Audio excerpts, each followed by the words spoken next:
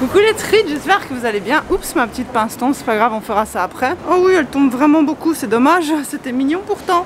Aujourd'hui, on va essayer de se rendre dans un Boys Love Café. Et normalement, j'y suis, mais je sais pas du tout où c'est. J'avais vu sur internet qu'il y avait un Boys Love Café ici dans les environs. Et c'est dans un bâtiment particulier. Mais je suis dans un drôle de quartier en fait. Je suis pas dans un quartier qui semble très touristique ou quoi que ce soit. Bon voilà, c'est ça, c'est juste que c'est écrit en katakana et pas en kanji. Bah c'est censé être ici, mais je sais pas, c'est ouvert ou c'est fermé? Normalement il est écrit sur internet que c'est ouvert. Ça a l'air fermé de chez fermé hein les gars. Mais non, c'est ouvert, il y a de la lumière. Mais ça a l'air tout bizarre. Par où on rentre? Ici c'est un truc pour se faire ensorceler. Comment on rentre? C'est fou ça. Il y a un étage au-dessus, mais où est l'entrée? C'est ici.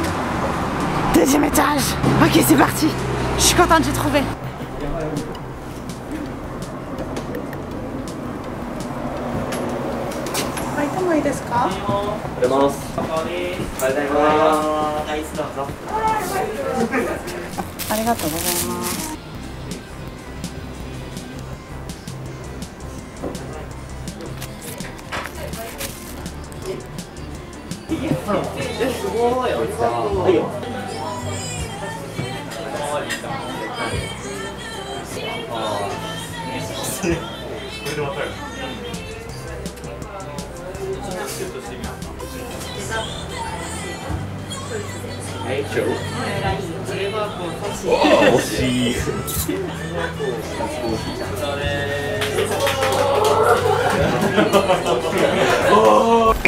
Je viens de sortir.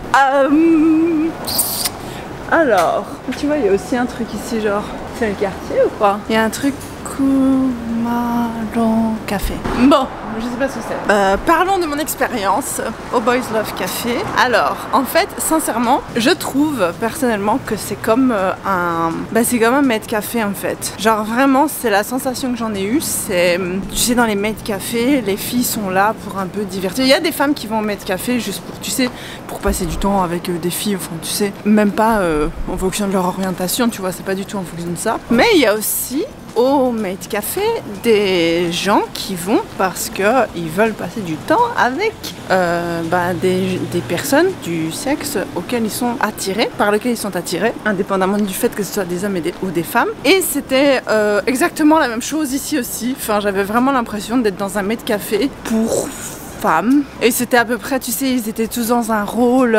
Tu sais, les maid café, elles font très petites filles et tout, tu vois. Elles font très gamines, quoi. Elles parlent de façon gamine et tout. Et ben c'est pareil. Ici, j'étais entourée de gamins, ce qui, malheureusement pour moi, est vraiment. Enfin, vous avez vu Mohi, hein, donc vous savez très bien que les gamins, c'est pas mon truc. Tu sais, ils ont l'air très très jeunes, mais je pense pas qu'ils soient jeunes. Je pense qu'ils doivent avoir entre 20 et 30 ans. Mais forcément, ils ont l'air très jeunes. Ils sont dans un personnage très jeunes, ils ont l'air, sincèrement, ils ont l'air d'avoir 14 ans, entre 14 et 15 ans quoi, tu vois, 14, 15, 16 ans peut-être, je sais pas. Gakuen, c'est quel âge? Je sais même pas, je devrais regarder. Et du coup, ils étaient très forts dans un jeu de petits gamins. On pouvait pas filmer les autres clients et tout, tu vois, donc j'ai dû faire super gaffe et tout. On pouvait prendre des trucs, mais c'était pas très clair ce qu'on pouvait ou ce qu'on pouvait pas prendre, donc j'étais là genre ok. Dès que je suis rentrée dans le café, ils étaient directement dans le personnage, tu les voyais un peu très tu sais, vraiment des ados. Autant tu vas avoir genre les filles dans les maid cafés, elles vont être en mode kawaii, genre maître, machin et tout. Autant ici c'est plus en mode ah on était senpai, on va s'occuper de toi. Et c'est ce qu'ils disent hein. Et alors il y a tout un système, je vous ai montré un peu. Il y a, tu sais, il y a toute une histoire derrière. Et il y a tout un système avec des cravates et leur uniforme, donc leurs cravates et leurs uniformes qui correspondent à leur âge. Et du coup t'as les senpai et t'as les plus jeunes et ils ont une espèce de jeu de rôle où certains sont amoureux et d'autres sont pas amoureux. Ils font des espèces de petites représentations. Ils ont un comportement très ambigu entre eux, genre ils se caressent l'épaule, ils se parlent de beaucoup trop près pour le Japon, ils se prennent par les hanches. Ouais, si c'est ton délire, voilà. En fait, j'avais une phase quand j'avais genre 15-16 ans, j'adorais les yaoi, les shonen ai et compagnie. Et en fait, je sais pas pourquoi, je sais déjà même pas pourquoi j'aimais ça. Tu vois, je pense que j'étais dans la phase où en fait Pas comme les femmes, ça m'intéressait pas du tout. J'étais dans la phase où je voulais voir que des mecs, enfin je sais pas si ça a du sens, mais j'aimais bien genre les histoires entre des mecs. Quand il y avait une fille, ça me faisait chier parce que souvent la fille dans les... Je suis désolée, mais la fille dans les animés, les mangas et tout, elles font toujours chier. Je suis désolée, hein. C'est que récemment qu'il y a des bons personnages féminins, je trouve. Non, dans les histoires d'amour, des bons personnages féminins dans les histoires d'amour, c'est parce que moi je suis pas du genre à aimer les trucs trop à l'eau de rose et compagnie, tu vois. J'étais très fort dans cette phase là, donc je pense que si j'avais eu 14 ans, tu vois, ça m'aurait plu parce que ah, des garçons, ils sont sensibles, tu vois. Je sais pas d'où ça vient ce truc que certaines jeunes filles ont, ou même des femmes adultes ont, parce qu'il y avait que des filles. Il y avait un garçon qui est venu, mais sinon il y avait que des filles, les clients c'était que des filles. Je sais pas c'est quoi ce truc qu'on a avec les garçons, tu sais, les hommes et tout, pendant une certaine période, mais maintenant j'ai complètement passé cette phase. Et alors tu sais, ils sont très jouets, genre ils viennent s'asseoir à côté de toi et ils essayent de taper la conversation, tu vois, mais genre ils tapent la conversation en mode mignon, tu sais, un peu comme les mecs elles vont faire genre ah tu es mon maître machin, qu'est-ce que t'as fait aujourd'hui, ils sont vraiment venus me dire et du coup t'as fait quoi aujourd'hui, ah c'est cool, et tu sais, poser des questions un peu bêtes et faire des réflexions un peu bêtes. Genre il y en a un qui m'a dit, je suis désolée hein, mais il faut que je vous le dise, parce qu'il y avait un petit train, tu sais, ça fait très enfant. Ça fait un peu université, un petit peu enfant. Donc il y avait des petits jouets disposés ci et là. Parce que j'avais un petit train apparemment de Disney. Le petit train Disney, il dit ah j'aime bien Disney et tout. Tu parles français et tout. Ils ont compris que je leur avais dit que je parlais français machin. Et du coup ils pensaient que j'étais française. Ah oui, au tout début aussi, je sais pas si j'ai enregistré ça, mais ils m'ont dit tu viens d'où et tout. J'ai dit de Belgique, ils étaient là. Oh c'est en Allemagne. J'ai dit non, c'est près de la France. Ah c'est en France. Enfin bref, c'est bon hein, on a compris hein, nous les Belges, on a compris. Du coup le train, il regarde le train, il dit oh, Disneyland Paris t'as déjà été et tout, et je dis ouais j'ai déjà été à Disneyland Paris, il dit ah putain mais c'est trop bien, nanana. Et je dis ah ouais mais Tokyo aussi c'est bien, ou Tokyo c'est mieux, ou je sais plus ce que j'ai dit, tu sais, la conversation quoi, tu vois, je parle, il me parle, je le parle, tu vois. Et il dit, après que j'ai dit ouais mais Tokyo c'est mieux, ou Tokyo c'est bien, je sais plus. Il dit ouais mais en fait, je pense que je préférerais aller à Disneyland Paris parce que les gens sont blancs et ça correspond mieux à l'univers de Disney. Je vous laisse processer l'information hein. Ah non mais c'était ça la conversation qu'on a eue, donc j'étais là genre ok. Écoute, si tu le dis hein, c'est pas comme s'il y avait plein de Disney qui représentaient pas uniquement que des blancs, mais bon. J'imagine pour La Belle et la Bête. La Belle et la Bête c'est très très populaire au Japon, La Belle et la Bête. Donc à mon avis ça doit être ça la référence qu'il a en tête. Et comme La Belle et la Bête c'est en France, à mon avis ça doit venir de là plus que quelque chose d'un peu bizarre, tu vois. Comme quoi ça va dans les deux sens hein. Ça va dans les deux sens hein, au Japon. C'est pas que les maid café, c'est aussi les boys love café. J'étais pas très à l'aise, tu vois, genre ils allaient venir s'asseoir à côté de moi.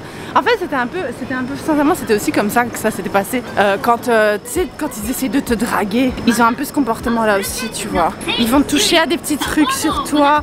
Bon, ils m'ont pas touché, heureusement, mais ils vont chipoter genre à ce qu'il y a sur ta table et tout, tu vois. Genre ils vont commencer à chipoter à petits jouets qu'il y a sur ta table et toucher un petit peu comme ça, tu vois. Et puis les remettre, mais sauf que moi, je suis incapable de rentrer dans ce jeu-là. Tu vois, et je les regarde et je suis là genre, laisse-moi manger mon fondant au chocolat s'il te plaît. Mais bon, après ça c'est pas de sa faute, lui il faisait juste son taf, tu vois. Je vais pas le critiquer parce que le gars il faisait son travail quoi. Très spécial avec des petites représentations. Attendez, je dois regarder où je vais. Avec des petites représentations de temps en temps, très très ambiguës, clairement des scènes d'amour flamboyant entre les garçons. Et moi j'étais genre, je veux rentrer chez moi. J'étais pas à l'aise du tout. Moi ça me met mal à l'aise ces trucs là, mais ça veut pas dire que c'est mauvais ou que tu vois. J'aimais pas de jugement de valeur par rapport à ça, c'est juste que ouais ça me met un petit peu mal à l'aise quand même, tu vois, vite fait. Mais c'est très personnel en fait, c'est un jugement complètement personnel et subjectif. C'est que je sais pas comment réagir en fait. Dans les mangas et tout, tu vois, ça va quand tu veux. Allez, tu tombes sur un yaoi, sur un shonenai, ça va, tu vois. Mais en vrai, je trouve que ça va pas dans la vraie vie. Pour moi, c'était extrêmement cher également, mais c'est normal parce que tu payes pas pour la bouffe, tu payes pour passer du temps avec les garçons. Et du coup j'en ai eu pour 20 € pour 1 heure. J'ai reçu un petit fondant au chocolat comme ça pour 5 € et j'ai bu un soda, enfin un seida, c'est pas vraiment exactement la même chose qu'un soda mais bon ça ressemble, c'est le soda japonais. Le seida je sais plus combien il a coûté. Et puis tu sais ils vont venir chez moi en mode ah you speak English, tu vois, avec l'accent très fort, genre exprès en mode ils savent pas parler, tu vois. Oh, ils savent pas du tout parler. En Sisatombe, ils savent très bien parler anglais, mais c'est vraiment un genre qui se donne, tu vois ce que je veux dire. Ici, c'est à Ikebukuro, donc si vous tapez Boys Love Ikebukuro, vous allez tomber dessus. Je suis désolée, j'ai pas filmé grand chose parce que c'est très difficile de savoir ce que tu as le droit de filmer ou pas dans ce genre d'endroit. Parce que d'un côté, ils étaient hypés que j'ai une chaîne YouTube, du coup, ils étaient en mode ouais, vas-y, tu peux filmer un petit peu. Mais de l'autre côté, on n'a pas le droit d'échanger les informations. Donc, ils avaient pas le droit de me demander pour ma chaîne YouTube et j'avais pas le droit de leur donner le nom de ma chaîne YouTube parce qu'on n'a pas le droit d'échanger les informations. Du coup, c'était trop bizarre comme ambiance. Ils étaient là, c'est cool YouTube, ça va me faire la pub et tout, mais d'un autre côté, c'était genre, qu'est-ce qu'on fait?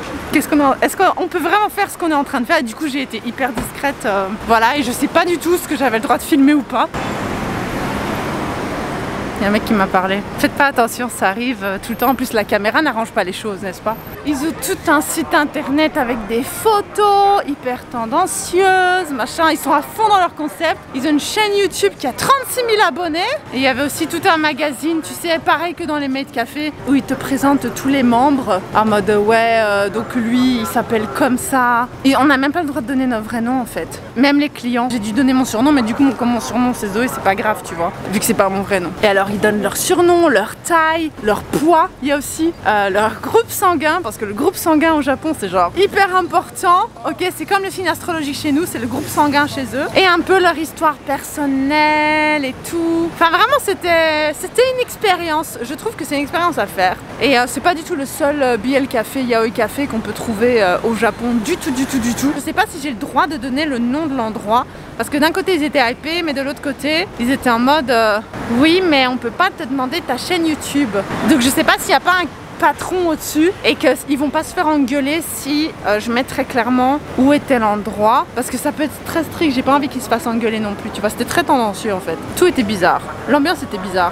C'est souvent comme ça au Japon, ils sont contents quand c'est les réseaux sociaux, ça leur fait de la pub et tout, mais le problème c'est qu'au Japon c'est difficile de filmer des trucs, tu vois. Moi je vous fais des bisous pour